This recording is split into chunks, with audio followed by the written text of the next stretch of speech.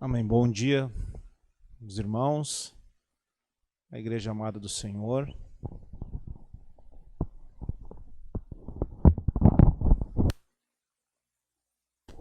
Glorificamos o nome do Senhor Jesus por esses momentos que podemos ainda cultuar o Senhor em nossa nação, cultuar a Deus dessa forma.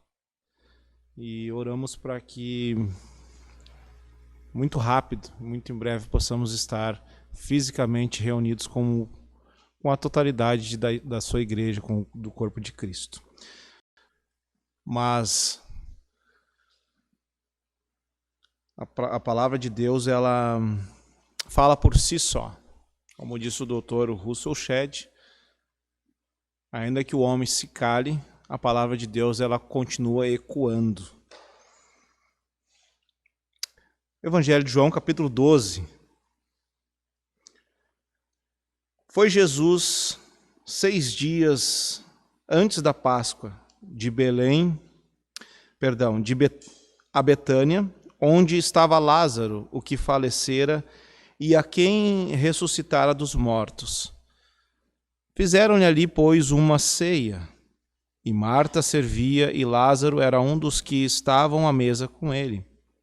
Então, Maria, tomando uma libra de unguento, de nardo puro, de muito preço, ungiu os pés de Jesus e enxugou-lhe os pés com seus cabelos, e encheu a casa do cheiro do óleo. Então um dos seus discípulos, Judas Iscariotes, filho de Simão, o que havia de traí-lo, disse: Por que não se vendeu este óleo por 300 dinheiros e não se deu aos pobres? Ora, ele disse isso não pelo cuidado que tivesse dos pobres, mas porque era ladrão, e tinha a bolsa, e tirava o que ali se lançava. Disse, pois, Jesus: Deixe-a, para o dia da minha sepultura aguardou isso. Porque os pobres sempre o tendes convosco, mas a mim nem sempre me tendes. E muita gente dos judeus soube que ele estava ali, e foram, não só por causa de Jesus, mas também para ver Lázaro, a quem ressuscitara dos mortos. E os principais dos sacerdotes tomaram deliberação para matar também a Lázaro, porque muitos dos judeus, por causa dele, iam e criam em Jesus.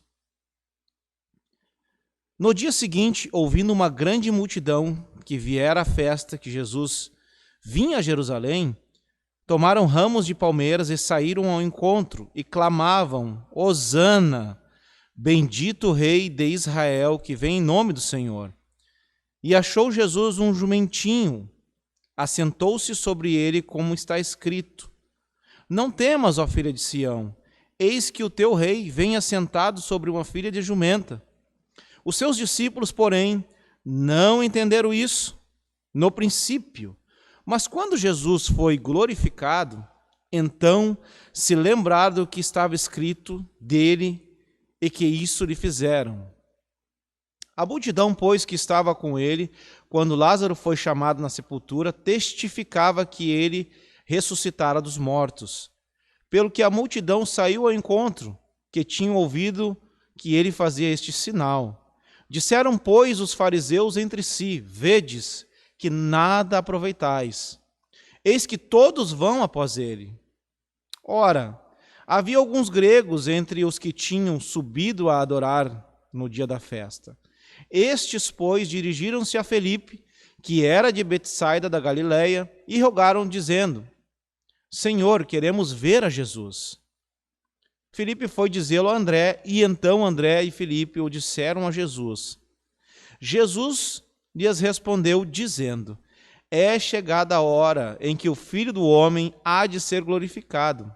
Na verdade vos digo, se o grão de trigo não cair na terra, não morrer, ele fica só, mas se morrer, dá muito fruto.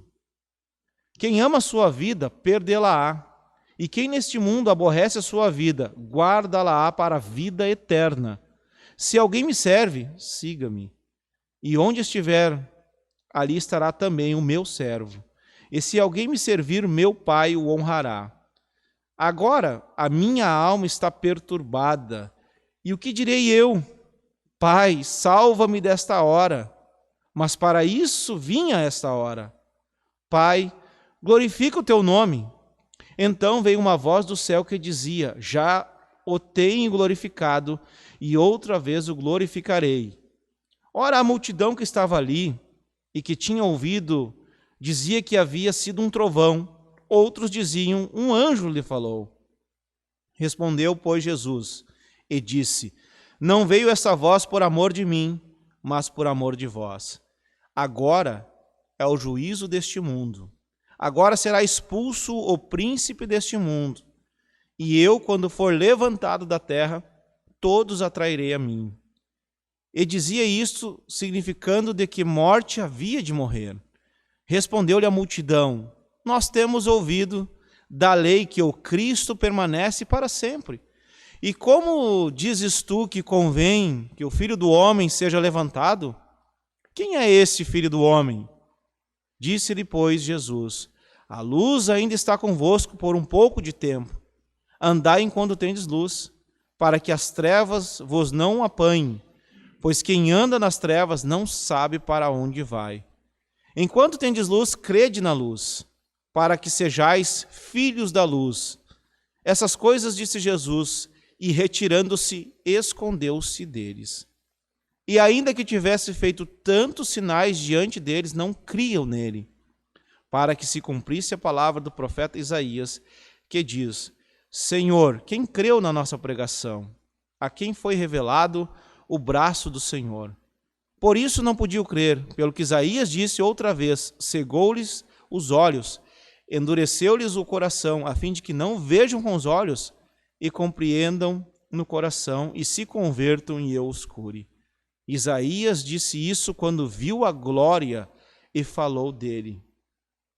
Apesar de tudo, até muitos dos principais creram nele, mas não o confessavam por causa dos fariseus, para não serem expulsos da sinagoga. Por quê? Amavam mais a glória dos homens do que a glória de Deus. E Jesus clamou e disse: quem crê em mim, crê não em mim, mas naquele que me enviou. E quem me vê a mim, vê aquele que me enviou. Eu sou a luz que vim ao mundo, para que todo aquele que crê em mim não permaneça nas trevas. E se alguém ouvir as minhas palavras e não crer, eu não julgo, porque eu vim não para julgar o mundo, mas para salvar o mundo. Quem me rejeitar a mim e não receber as minhas palavras, já tem quem o julgue. A palavra que tenho pregado, essa há de julgar no último dia. Porque eu não tenho falado de mim mesmo, mas o Pai que me enviou, ele me deu mandamento sobre o que hei de dizer e sobre o que hei de falar. E sei que o seu mandamento é vida eterna, portanto, o que eu falo, falo como o Pai me tem dito. Oramos. Senhor Jesus, nós temos lido a Tua palavra. Nos ajuda, Senhor, a compreendê-la e assim, Senhor, aplicar em nossos corações, em nossas vidas, para que também, como igreja, possamos ser pessoas melhores, Pai. Abre o nosso entendimento, nosso coração, para receber a porção da Tua palavra nesta manhã. Abençoa a Tua igreja, abençoa aqueles que estarão ouvindo, Senhor. Muito obrigado, Deus. Continua conosco a nossa oração em Teu nome. Amém. Meus irmãos, um texto longo, mas nós vimos que, embora seja longo, ele faz parte, ele tem as suas explicações. É claro que nós precisamos destacá-las, algumas, para compreender melhor o capítulo 12. No seu início, nós temos aqui o relato de João,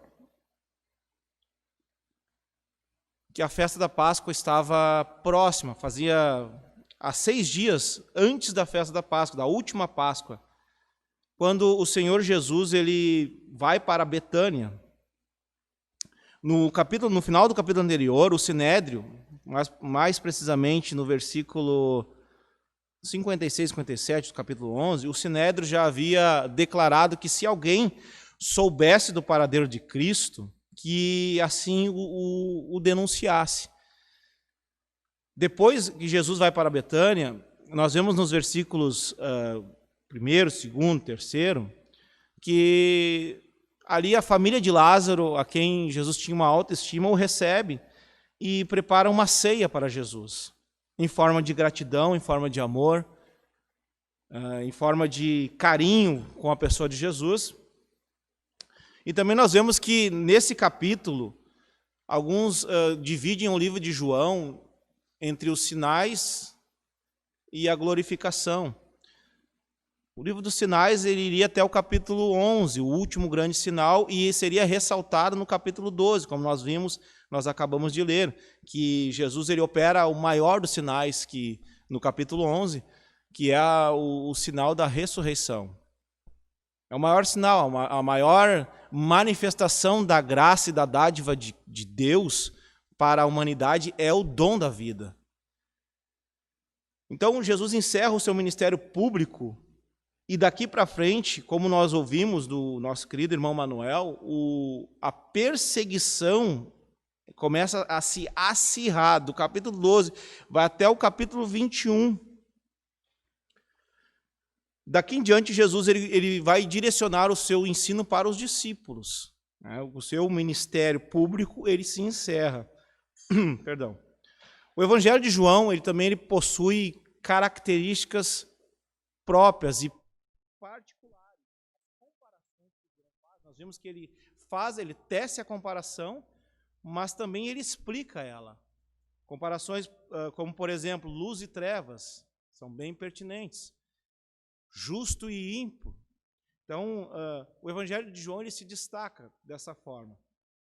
O texto nós lemos a partir do versículo 1, Maria, mais uma vez, ela está na presença de Jesus, onde ela derrama esse precioso óleo trazido lá das regiões montanhosas, e nós vimos um grande contraste.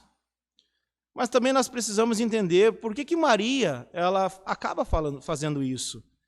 A forma que ela chega até Jesus em gratidão, em amor, o gesto dela de quebrar os protocolos, as etiquetas, pois a cultura não aceitava que mulheres, por exemplo, nós acabamos de ler que ela não só ungiu a Jesus, mas ela também enxuga os pés, ela limpa os pés de Jesus com seu próprio cabelo.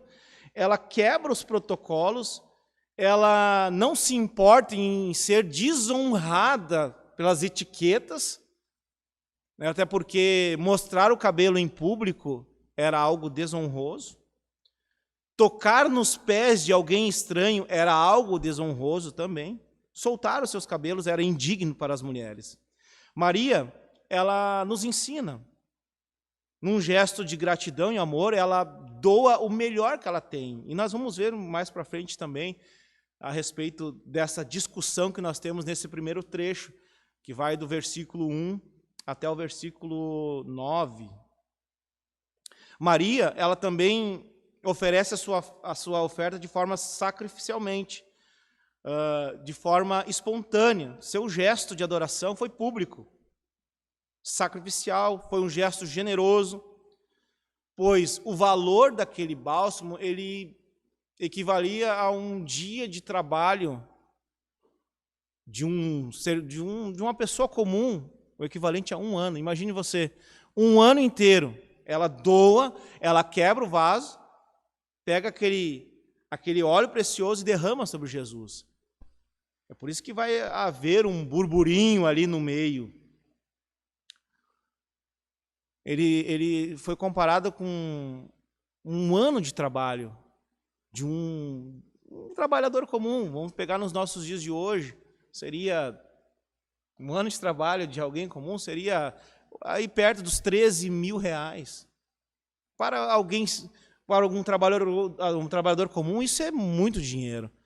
Mas ela não se importa com isso, em ofertar isso para Jesus. Maria buscou adorar somente ao Senhor. Ela demonstrou seu amor a Jesus de forma sincera, sem se preocupar com o que os outros iriam dizer da sua atitude como mulher, pois as mulheres elas eram recriminadas. Ela não buscou aplauso, não buscou saber das críticas, daquilo que falaram dela. Não recuou diante dessas críticas também. Ela prosseguiu em adoração aos pés do Senhor. Maria demonstrou amor no tempo oportuno. Seu ato generoso, antes da morte de Jesus, ungindo para a sepultura, que era comum da época, nos mostra aqui, meus irmãos, que muitas vezes nós deixamos de demonstrar gratidão e amor pelas pessoas enquanto elas estão próximas a nós ou enquanto elas estão vivas. De que adianta nós mandarmos uma coroa, um valor altíssimo para alguém que já morreu? Ou de que adianta nós chegarmos diante de um sepulcro, diante de uma sepultura, e ali nos encher de emoção, derramar as nossas lágrimas e dizer palavras que gostaríamos de dizer em vida e não dizemos, atos que nós gostaríamos de fazer e não fazemos. Atos simples, de estar junto, de oferecer uma janta, de compartilhar a vida, que é um dom da graça de Deus.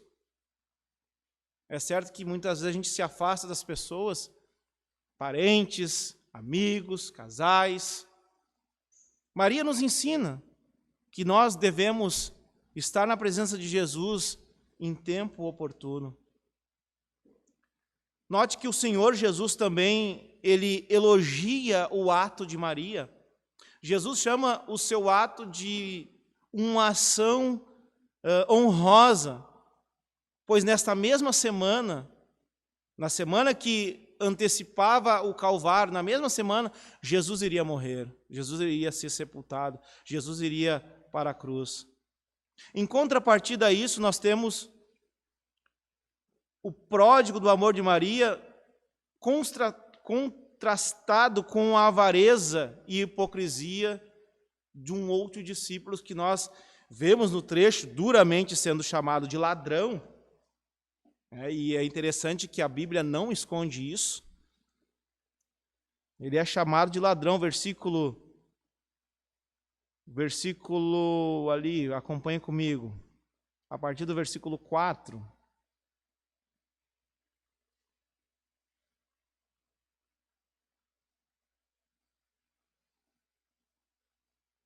Então, o amor de Maria ele é contrastado. A falsa filantropia de Judas, ele fica irritado e com o seu gesto, com a sua irritação, ele tenta justificar, argumentando o desperdício daquele dinheiro e de poder distribuir aos pobres. Mas Jesus o recrimina, olha, deixa, no versículo 7, deixa, ela separou, os pobres vocês têm sempre. Ele recrimina porque havia desperdiçado aquele perfume que poderia vendê-lo e socorrer muitos pobres, demonstrando um falso altruísmo. Era um pretexto, porque ele era o tesoureiro, e nós acabamos de ler que ele tinha a bolsa, ele carregava aquilo que era arrecadado, e também ele roubava, ele lançava a mão daquilo e se beneficiava. Ele era discípulo de Jesus. Ele era um homem desonesto, como tesoureiro, que guardava os recursos do colegiado, tendo o acesso facilitado. Versículo 6. Ora, ele disse isso não pelo cuidado que tivesse dos pobres, mas porque era ladrão. Ele não era um defensor dos pobres, mas sim um que tinha interesse nas benéfices do reino de Cristo, nas boas ações de Cristo. Isso nos leva a refletir também, meus irmãos. Quanta gente que tem a bondade de Deus e quantas pessoas que se fazem valer da bondade dos outros para tirar proveito. Isso é pecado. Isso é horrível, como diz o nosso pastor. Pessoas serem assim, avarentas, gananciosas. Quando alguém recebe uma promoção, ele gostaria de ele ter recebido aquela promoção. Ele não fica feliz quando alguém alcança pelo trabalho que Deus o abençoou, alcança uma posição melhor no seu emprego ou consegue adquirir algo um pouco melhor na sua vida. Aí vem ele cheio de ódio, cheio de falsidade, né? Querendo aquilo para si. Isso é terrível. Mas esse era o Judas. A partir do versículo 9, nós temos a declaração dos religiosos. Eles decidem matar não só a Cristo, mas também a Lázaro.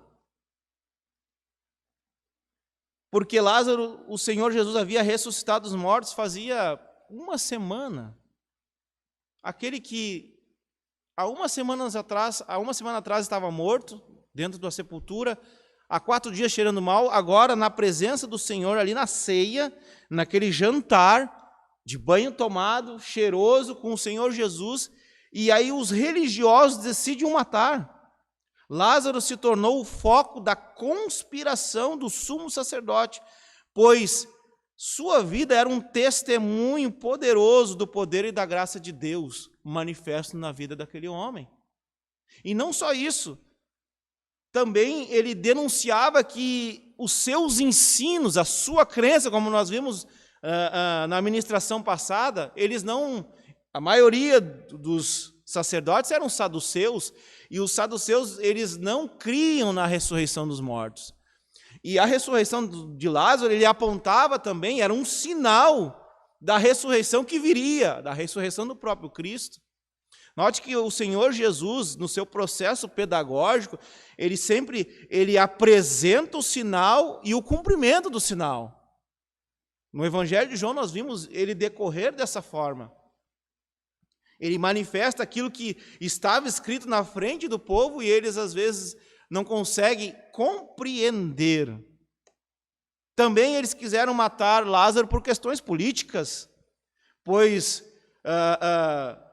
como eles detinham ali a guarda do templo, as finanças do templo, e nós vimos que o texto vai dizer que muitos dos judeus, versículo 11, eles começaram a crer e iam após Jesus, e isso trazia descredibilidade a eles e perca de membros. E perdendo membros, automaticamente perderiam finanças, e isso não era bom para o negócio deles. Então, vão matar Lázaro. Morreu há uma semana. Não, vão matar ele e vão matar Jesus também. Olha só, irmãos, a que ponto chega a presunção humana, o pecado de presunção humana. Aquele homem que não fez mal algum. A Bíblia diz que dolo nenhum houve na sua boca. O próprio centurião, ele professa isso. Mais para frente nós vamos ver, no decorrer do Evangelho de João, 3 pessoas que testificam da morte do Senhor, não houve dolo na sua boca. A mulher do centurião, ela diz assim, do governador, ela disse, olha, eu sonhei com esse homem é justo.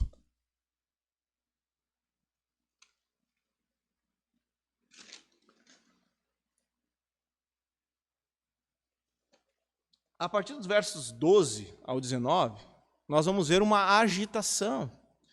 Da tranquilidade do jantar, Jesus passa para a agitação e o barulho de um cortejo em Jerusalém, a partir do versículo 12, a entrada triunfal de Jesus em Jerusalém.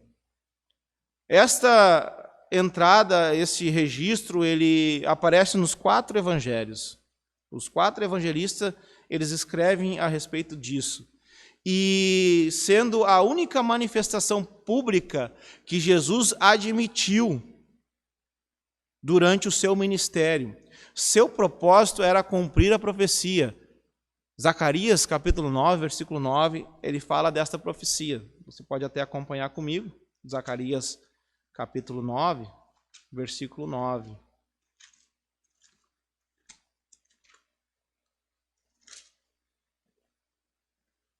Diz-nos assim: Alegra-te muito, ó filha de Sião, exulta, ó filha de Jerusalém. Eis que o teu rei virá a ti, justo e salvador, pobre e montado sobre um jumento, sobre um asninho, filho de jumenta. Essa era a honra mais esperada do ministério de Jesus. Aqui se cumpria o desejo e o propósito eterno. Ele veio para morrer e agora estava entrando triunfalmente em Jerusalém para cumprir o plano eterno do Pai. E o texto ele vai nos enfatizar algumas considerações. A consumação do propósito eterno. A vida de Jesus ao mundo foi um plano traçado na eternidade. O livro de Efésios vai falar um pouco sobre isso. Deus enviou o Filho e ele voluntariamente obedeceu à vontade do Pai. Nós vamos ver aqui no texto também de João, meus irmãos, que quando Jesus, mais para frente, nós vamos chegar lá, Jesus ele mostra que ele detém o controle de todas as coisas, ao contrário de que alguns pensam. Que Jesus era um coitado, que isso, aquilo, outro. Não, Jesus ele tem o controle, ele tem o domínio, ele tem o poder sobre tudo e sobre todos. Quando ele exclama, é chegado a hora, daqui a pouco nós vamos ver, Jesus está dizendo que ele veio para essa hora, ele tem o poder de dar a sua vida. Ninguém tocou em Jesus de forma aleatória e simultânea. Não, vamos pegar Jesus, vamos prender. Não, ele diz que para esta hora ele veio. Havia chegado o grande momento, não houve improviso na história, Deus não foi pego de surpresa, tudo está orquestrado nos planos divinos, não houve surpresa para Deus. Ele veio para essa hora, e essa hora havia chegado. Note que a apresentação de Jesus, a entrada de Jesus foi extremamente despretensiosa, ao contrário do que às vezes nós esperamos ou que nós ouvimos. Ah, não, porque Deus, é o Deus do universo. Sim, Ele é o Deus do universo, Ele é o Deus criador. Mas Ele não é o Deus das nossas elucubrações, dos nossos desejos, do nosso egoísmo, do nosso querer. Ele vem e ao contrário de que muitos esperavam um libertador político que viesse saltitando pelas nuvens com seu exército, não, ele vem, e a Bíblia diz que ele vem sentado sobre o filho de uma jumenta. Essa é a entrada despretensiosa.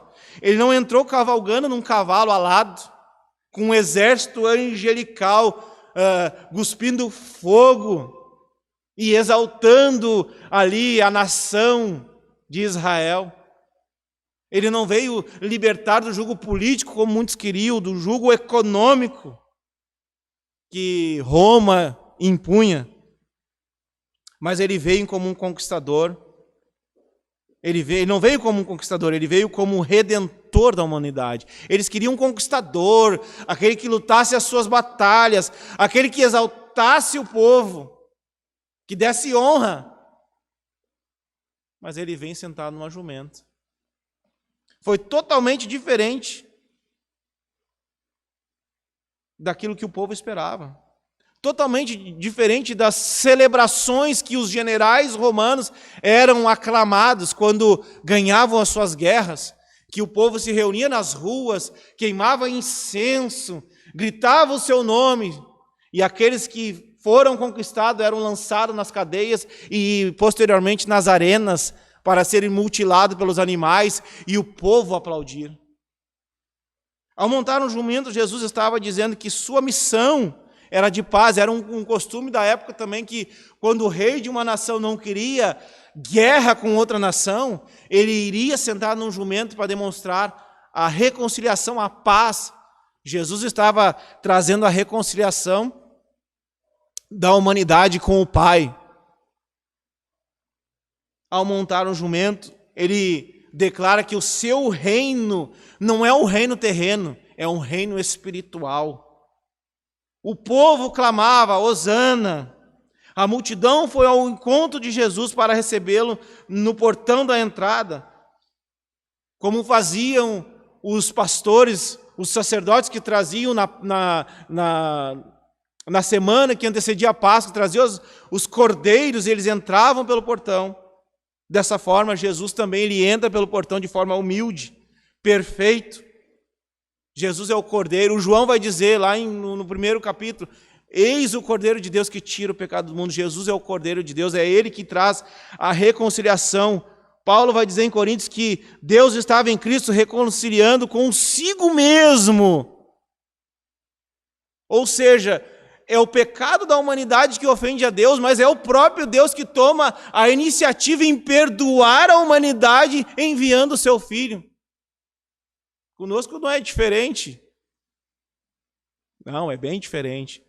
As pessoas nos ofendem e nós esperamos que a pessoa venha pedir desculpa, ao invés de nós ir lá e nos humilharmos. Não, eu não me humilho, eu não levo desaforo para casa. O meu pai me ensinou assim, se te bater na face direita, oferece a esquerda. Não, se te baterem, tu bate de novo. A Bíblia diz, se te bater na direita, oferece a esquerda. Mas quem está disposto a isso? Quem está disposto a ser um seguidor de Jesus, é o que nós vamos ver agora, mais para frente. Seguir a Jesus é negar a si mesmo, ele vai falar isso. É negar os conceitos que o mundo apresenta e viver pelo aquilo que o seu evangelho ensina. Sua exaltação pública, ela teve tanto um ato das multidões que estavam em Jerusalém, como aquela multidão que acompanhava desde a cidade santa, proclamando como Messias, com vozes de júbilo, Hosana. Bendito que vem em nome do Senhor. Bendito o Rei de Israel, Hosana. A palavra Hosana significa um clamor pelo Salvador. Seu significado é dê a salvação agora, Hosana, dê a salvação agora. Também a multidão, ela aponta Jesus como o rei. E ele como rei, o seu reino chegou, mas o seu reino é celestial. O seu reino não é passageiro, não é como o reino do mundo. Não é como os governantes do mundo que vão e vêm, que trocam e são trocados. O seu reino, ele é eterno. Nós também temos a incompreensão dos discípulos. Os discípulos não entenderam. Versículo 16. Os discípulos não entenderam isso no princípio. Mas quando Jesus foi glorificado, é semelhante aos discípulos de Emaús, lá em Lucas 24. Quando Jesus sai da sepultura ao ressuscitar dos mortos, ele aparece aos discípulos, começa a conversar com os discípulos ali, os dois homens que iam a caminho de Emaús, e eles o indagam dizendo, olha, tu és forasteiro em Israel, não sabe o que aconteceu, aquele que a multidão proclamou o rei, aquele que a multidão chamava o Messias, aquele que a multidão dizia que era o Cristo vindo de Deus, morreu, e então ele começou a decorrer de Moisés e os profetas, a lei e os profetas, e quando chegada a noite, ele passou com eles, e ao partir o pão, então abriu-se-lhe os olhos, e eles reconheceram que ele era o Cristo. Dizendo um para o outro, olha, porventura não ardia o nosso coração quando ele falava, a ressurreição de Cristo, ela aponta para isso também, ela é o cumprimento da Escritura. E ela faz necessário para a compreensão da Escritura, porque sem a ressurreição de Cristo, tudo seria em vão. O Evangelho seria uma farsa, seria mais uma religião qualquer, como tantas outras que temos pelo mundo afora. Temos a multidão ocular do milagre e da ressurreição, e a multidão que ouviu, tanto uma como a outra, dão testemunho. O texto vai dizer que elas testificam. Elas dão testemunho que Jesus ressuscitou Lázaro dos mortos e que ele vem em nome do Senhor. A seguir, nós vamos ver a rejeição dos fariseus, no versículo 19. Debochando da multidão, dizendo assim, olha, isso aí não vai levar a nada. nada se vai aproveitar. Versículo 19. Vede que nada se aproveita, eles vão após ele. Apesar disso, irmãos, nós vamos ver que, de certa forma, por causa de posição, por causa de imposição, por causa de cargos e por outras tantas coisas, nós vamos ver que muitos realmente, quando vão ser provados, eles vão abandonar Jesus.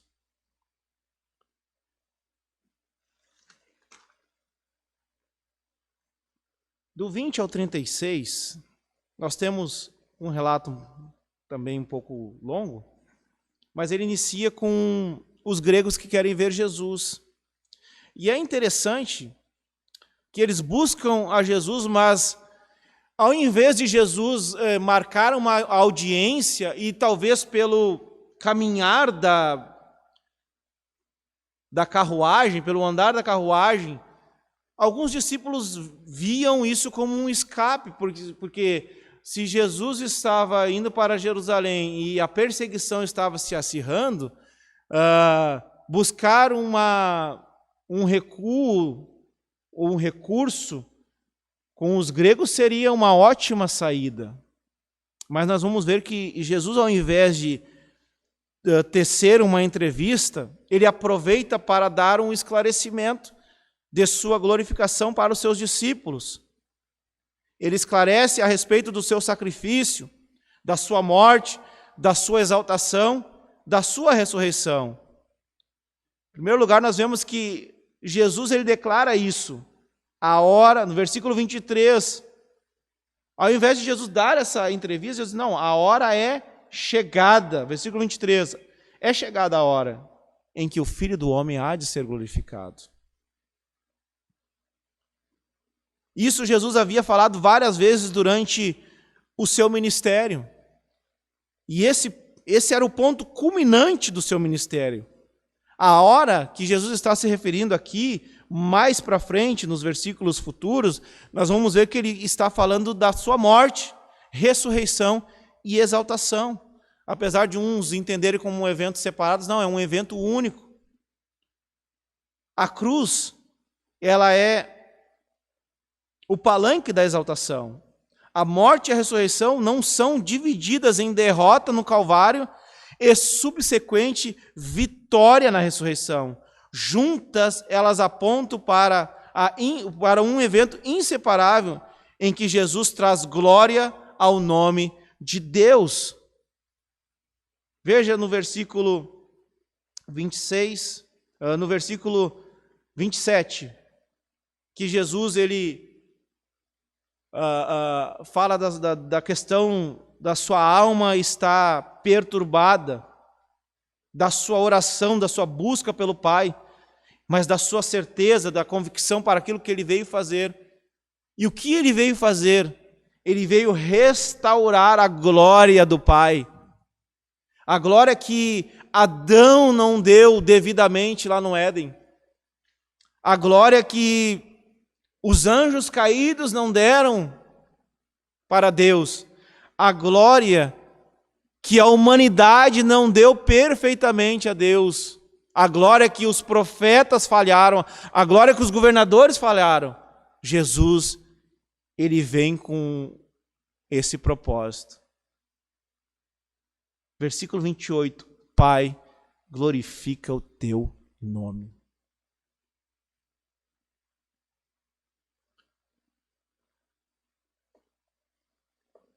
Jesus ilustra a sua morte mais para frente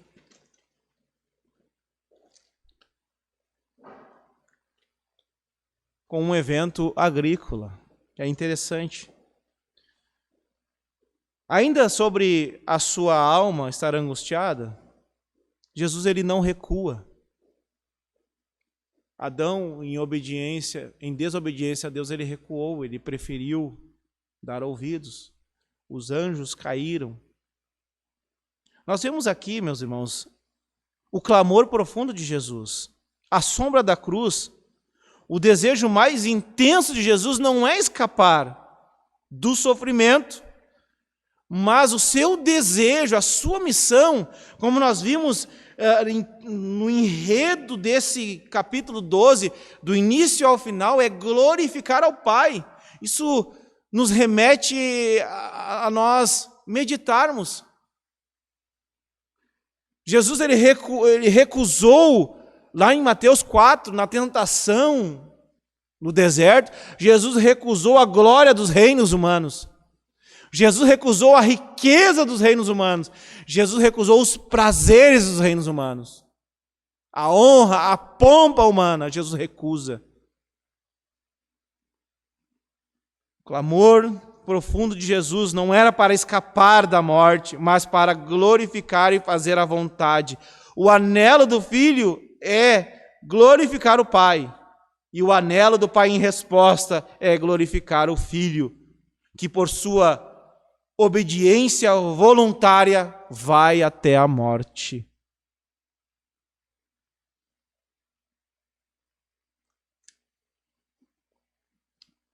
No verso 28 nós vemos isso. Mas nós também vemos em contrapartida a ignorância da multidão. Os grupos que estavam ali não conseguiram discernir a voz que ouviram. Era mais um testemunho da natureza divina de Cristo e de sua obra expiatória, agora vindo da parte do Pai.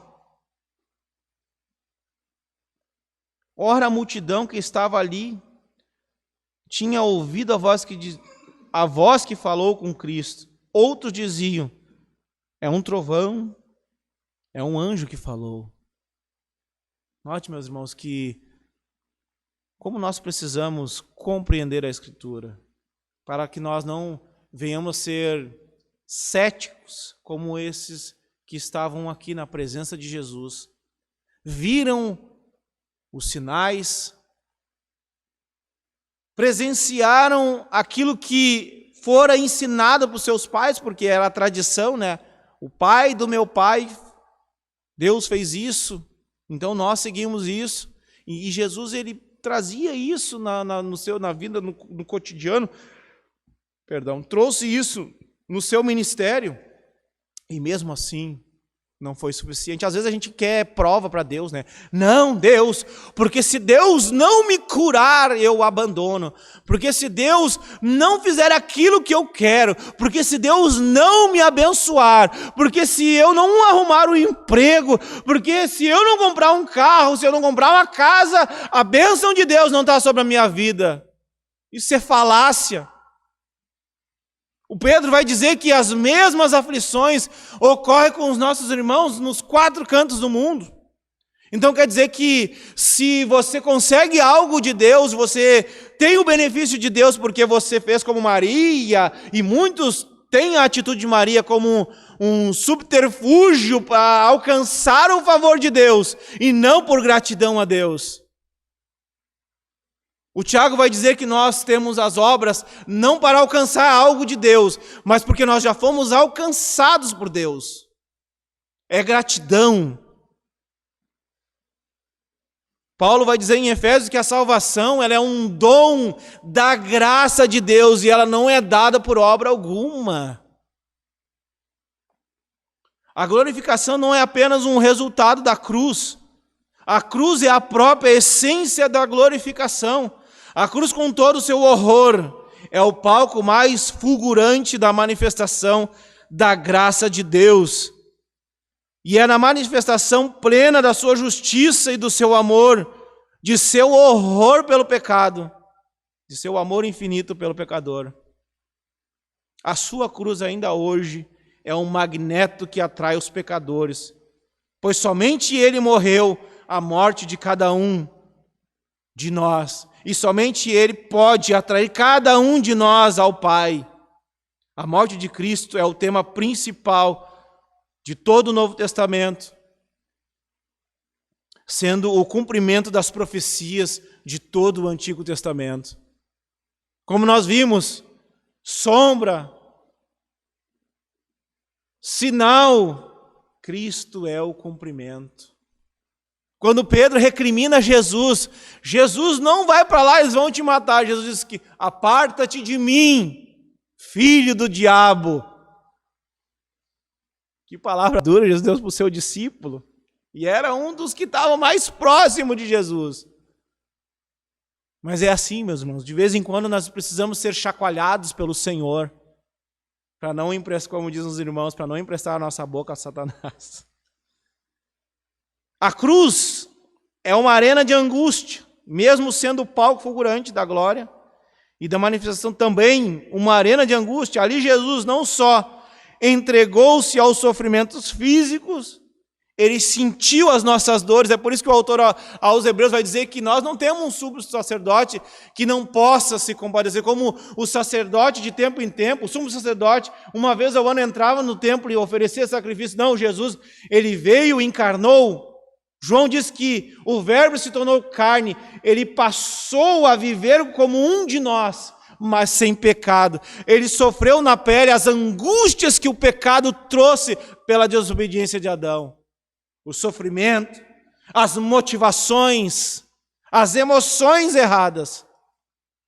O autor aos Hebreus vai dizer que ele, como nosso sumo pastor, o nosso sumo sacerdote, ele pode e sabe o que é compadecer de nós. Ele sofreu não só os sofrimentos físicos, as dores, as angústias, mas o pior do sofrimento, a maldição do pecado. Paulo vai dizer em Gálatas: maldito todo aquele que seja pendurado no madeiro. Era maldição ser pendurado no madeiro. Jesus sofre a maldição.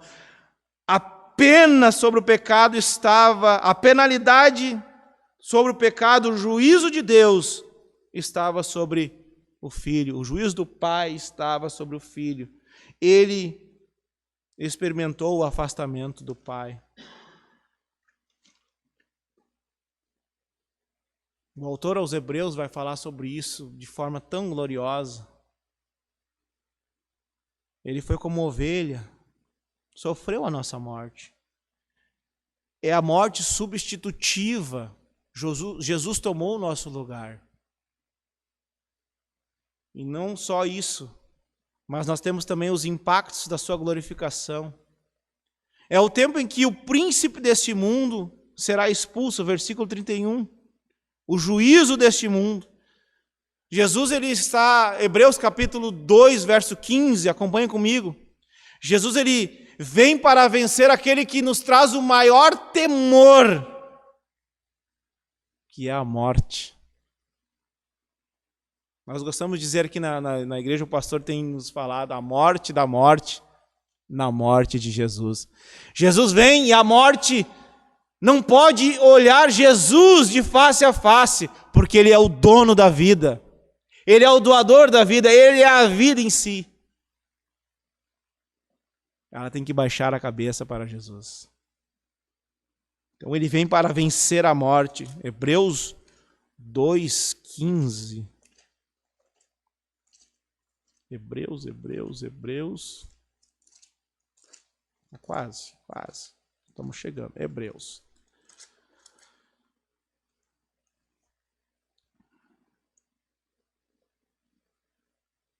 Vamos ler o 14 também. E visto como os filhos participavam na carne e do sangue, também ele participou das mesmas coisas, para que pela morte aniquilasse o que tinha o império da morte, isto é, o diabo. Jesus venceu aquele que tinha o império da morte. E livrasse todos que, com medo da morte, estavam por toda a vida sujeitos à escravidão. É um tema que faz-nos refletir, meus irmãos. Vá no cemitério, vá a um velório. O sábio Salomão, ele diz que nós gostamos de fazer festa, né? Porque a Bíblia diz que Deus abençoava as festas de Israel, o povo fazia festa, aquela coisa toda. Nós somos um pouco parecidos. Mas a Bíblia diz que é melhor ir num velório. Você que nunca foi no velório, vá num velório. Ali você vai ver reflexão, você vai ver choro. As pessoas pensam na vida. Jesus vem para vencer a morte. A morte trazia pavor. O que acontece depois da morte? E note que Lázaro, nesse texto que nós lemos, Jesus o ressuscitou da morte. E ninguém se deteve a perguntar para ele, e nem vem ao acaso.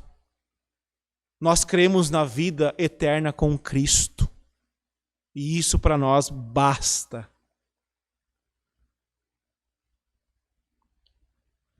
Jesus havia despojado o valente, já havia tirado sua armadura com a chegada de seu reino. Agora os seus seguidores, a partir da sua morte, podem vencer Satanás. Apocalipse capítulo 12, verso 11. Podem vencer.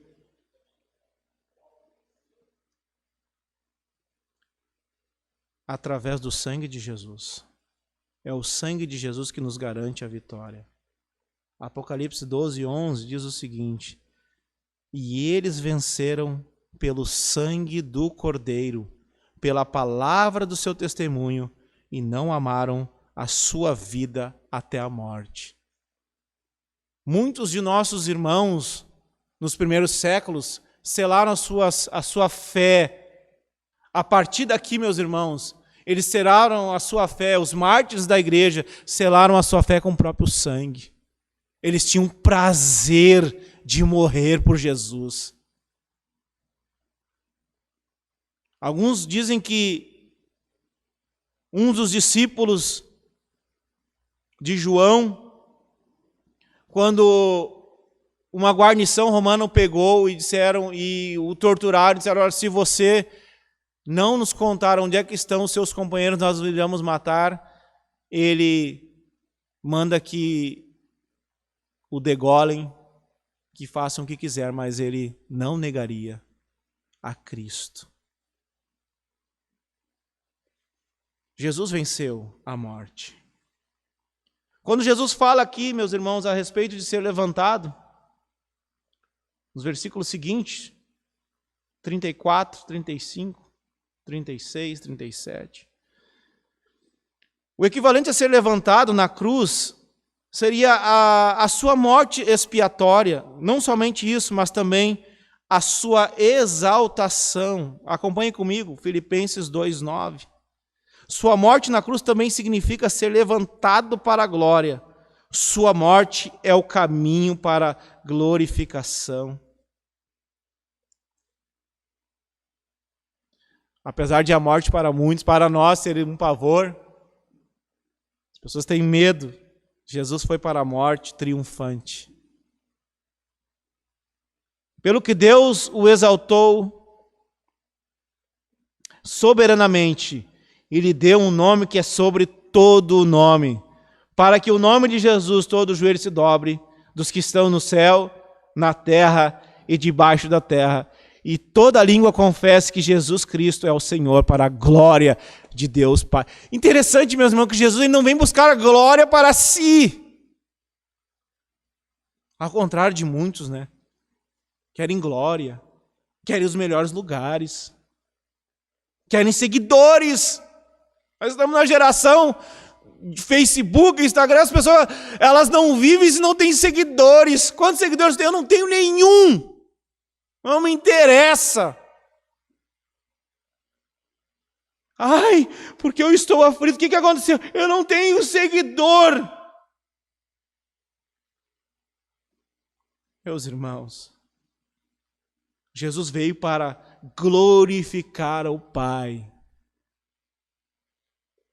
A nossa vida tem que glorificar a Cristo. Nós erramos, nós somos seres humanos, nós estamos em processo, nós ainda somos pecadores, é o dilema de João. Do e o ainda não. Nós somos pecadores, pecadores redimidos, nós iremos pecar. Mas o sangue de Jesus nos purifica de todo o pecado. Nós podemos cair, como nós oramos, o nosso pastor pediu oração, num ato de humildade. O Senhor Jesus, num ato de humildade, irmãos, ele declara a glória ao Pai. E se nós somos seguidores de Jesus, nós temos que seguir os seus passos.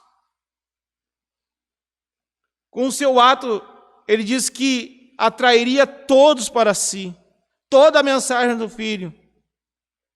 Todos os homens, todas as mulheres dos confins da terra, tudo isso poderia até ser reservado para o fim dos tempos, mas não. Começou a partir da sua morte e exaltação. Todo aquele que olha, como eu falei anteriormente, a cruz, ela é o magneto de Deus. Quando olhamos para a cruz, irmãos, e contemplamos a nossa vida, que era para estar nela, e nós vemos que Jesus nos substituiu. Jesus tomou o nosso lugar.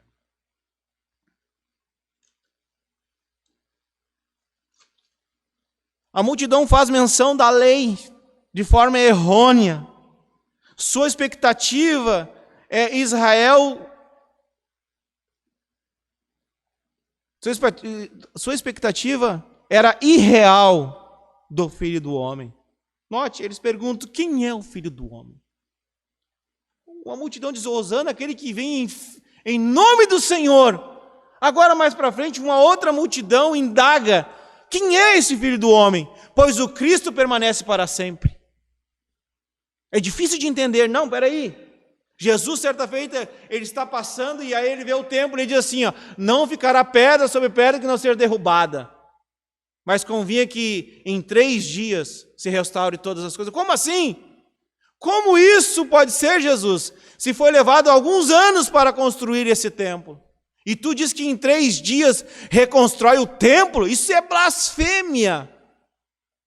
Eles tinham uma expectativa irreal do Filho do Homem. Por isso o interrogaram: quem é o Filho do Homem? Estavam sem enxergar numa densa escuridão. Nós lemos: cegou-se os olhos para que não vejam. Cerrou-se os ouvidos para que não ouçam. Parece, como diz o pastor, é um pleonasmo. Jesus disse: sobe no barco e vai no lago, e diante da multidão diz assim: quem tem ouvidos para ouvir, que ouça. Espera aí, mas o ouvido não é para ouvir? Sim, é para ouvir. Mas a mensagem do Evangelho não é só para ouvir e deixar passar. Tem que ouvir e aplicar, tem que vivê-la. Do 37 ao 43, a palavra dessa sessão, uma palavra que é usada 8 vezes nessa sessão, é a palavra crer, do 37 ao 43. A mensagem, eles ouviram a mensagem e viram os milagres, viram os sinais, e ainda assim não creram. O João vai dizer que Jesus fez muitos milagres, mas a obstinação fechara os seus corações e os seus olhos, como nós lemos anteriormente. E cada vez ficavam mais indignados com Jesus e mais incrédulos, mais raivosos contra Jesus. É assim que o mundo responde. Nós queremos respostas, nós queremos que a medicina nos responda, nós queremos coisas tangíveis, né? Não, se tu me provar que 2 mais 2 é 5, eu acredito, mas tem que me mostrar. Quando Jesus ele ressurge, nós vamos ver mais para frente, um dos nossos irmãos vai trabalhar sobre isso. E Judas, aquele que o traíra, mesmo assim, não é traíra, aquele que o traiu, né? Ele pede para ver as mãos e o lado de Jesus. Muitas vezes nós somos assim, meus irmãos. Muitas vezes você reage assim. Você ouve o Evangelho e você duvida, você não crê. Essa incredulidade aponta para um juízo divino. Não há maior juízo do que Deus entregar a pessoa a si mesma. Romanos capítulo 1, verso 24. Não há juízo maior do que Deus entregar a pessoa a si mesma. Romanos 1, 24. Pelo que também Deus os entregou. Claro que aqui tem uma razão. E a razão essa está nos versículos anteriores.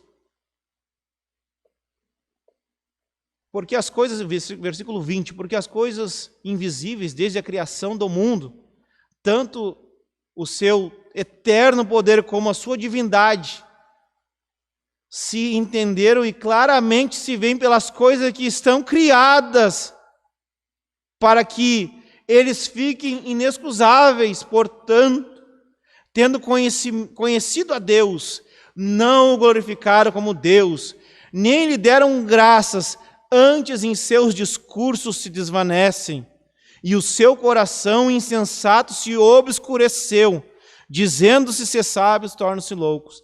Mudaram a glória do Deus incorruptível em semelhança da imagem do homem corruptível, de aves e de quadrúpedes e de répteis.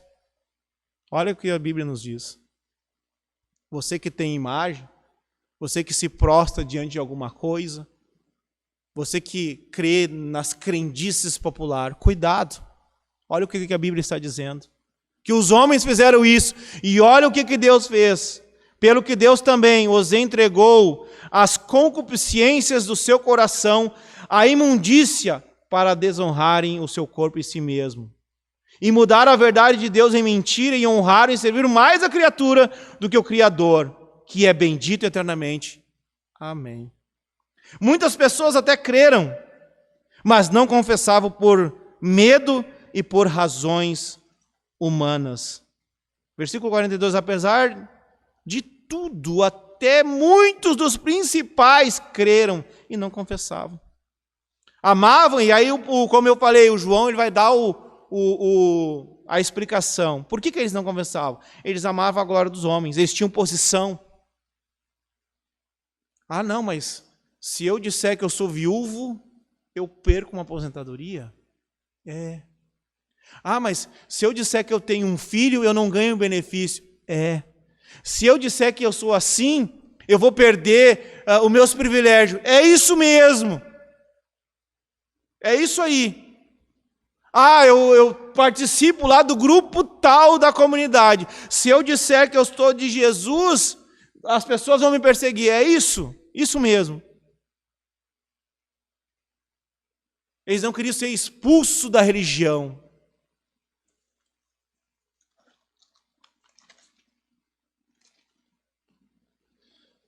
Do versículo 44 em diante é a última mensagem de Jesus antes de se esconder. Mais uma vez, a ênfase é sobre a fé. A fé em Cristo traz a salvação. Quem rejeita Cristo enfrenta o julgamento eterno. A própria palavra de Jesus julgará os que rejeitarem Cristo e sua mensagem. Depois de Jesus afirmar que não é apenas um enviado de Deus, como um profeta, como muitos diziam, e até os próprios discípulos anteriormente, quando Jesus, a caminho de Cesareia de Filipe, para e indaga, e aí, olha, o que a multidão diz que eu sou? Olha, uns dizem que tu é Elias, outros dizem que tu é um profeta. E vós, o que vós dizeis quem eu sou? E aí Simão, o Pedrão, né? Eu gosto do Pedro, ele disse, e tu, Simão? Tu és o Cristo, o Filho do Deus vivo. Jesus disse para ele, não foi carne nem sangue que tu revelaste, mas o próprio Deus.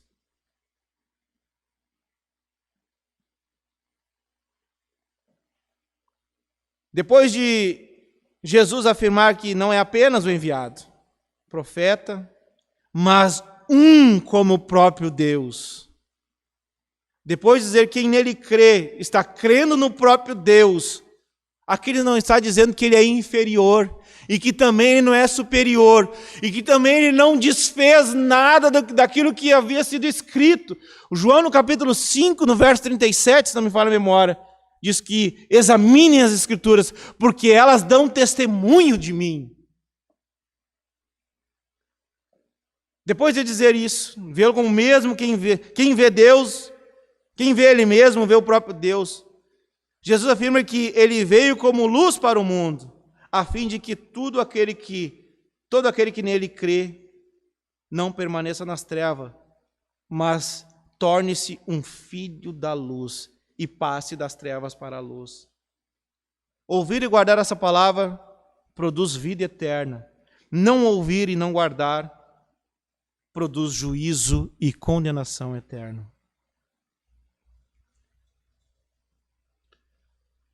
Jesus nos ensina nos últimos versículos aquilo que eu enfatizei durante a mensagem, do seu propósito, da sua vida, do seu ministério. Versículo 49 e 50, porque eu não tenho falado de mim mesmo. Olha, meus irmãos, eu sei que é comum a gente, às vezes a gente tem orgulho quando a gente faz alguma coisa, né? Eu fiz. A gente gosta de enaltecer. É bom elogiar as pessoas. É bom você elogiar a sua esposa que fez uma comida boa. É bom você elogiar o seu marido que executou um trabalho bom. Mas isso não é um fim em si mesmo. É bom elogiar um bom profissional que fez um trabalho bom. Mas que isso não enche o nosso ego. Não nos infla ao ponto de dizermos que somos melhores. Até podemos ser melhores do que muita gente. Mas que nós possamos continuar humildes. E reconhecer que, assim como a gente é melhor do que alguns, e que a gente possa ajudá-los a melhorar, tem muita gente melhor do que nós. Jesus diz, eu não falo de mim mesmo, eu faço, eu aconteço, eu estive lá e tantas pessoas, né? Tantas pessoas vieram, nós ganhamos. O provérbio diz que quem ganha a alma é o próprio Deus. João vai dizer que quem convence o homem é o Espírito de Deus. Quem somos nós? Eu não vim falar de mim mesmo, o Pai, eu falo do Pai que me enviou, Ele me deu mandamento. E o seu mandamento, sobre o que eu hei de dizer, sobre o que eu hei de falar. O seu mandamento é vida eterna, portanto, não falo. Portanto, o que falo, falo como o Pai me tem dito. Respondendo os três questionamentos, quem é Jesus no capítulo 12? Jesus, ele é o grão de trigo que caiu na terra e morreu para glorificar a Deus e proporcionar uma grande colheita. Ele é o Cristo glorificado, adorado e conhecido por todos. O que é fé no capítulo 12? Fé é crer naquele que vem em nome de Deus e também aquele que proclama a sua palavra, cumprindo-a no seu próprio ministério terreno, na sua vida, na sua morte, na sua ressurreição e na sua glorificação. O que é vida? Vida é render-se em obediência ao seu chamado, ao chamado do seu evangelho e à sua palavra, praticando em todas as instâncias de nossa vida, com nossas atitudes. Que Deus possa abençoar e possa nos ajudar nesse desafio de viver o evangelho. Vamos orar a Deus. Logo após os irmãos estarão dando continuidade ao culto. Senhor Jesus, nós te damos graça por esta tão rica palavra, Senhor, que vem ao nosso coração. Descortina a nossa mente, o nosso coração, Senhor, quebra todo o gelo, toda a barreira, Senhor. Todos os porquês, Senhor, da nossa existência com a Tua palavra, Senhor. Nos ajuda, Senhor, a pôr ela em prática e viver como igreja, ao ponto de ser as Tuas testemunhas, ser os Teus discípulos, como os discípulos foram chamados de cristão, que nós também, Senhor, em semelhança a isso, possamos ser cristãos verdadeiros a todo custo e custe o que custar, Pai. Muito obrigado por esta manhã de domingo, estar em Tua presença como igreja. Obrigado, Deus, é a nossa oração.